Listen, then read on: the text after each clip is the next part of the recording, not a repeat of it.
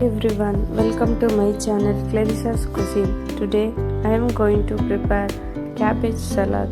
Come, let's see the ingredients.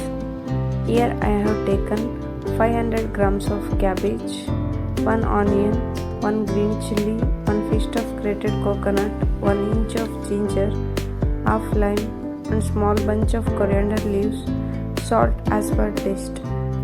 Let's start the preparation. In a bowl, add 1 onion, 1 green chilli, ginger, little salt, half lemon juice and mix it.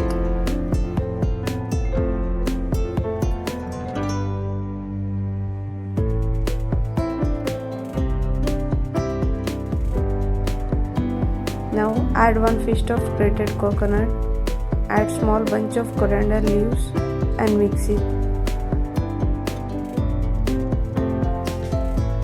Now add cabbage and mix it.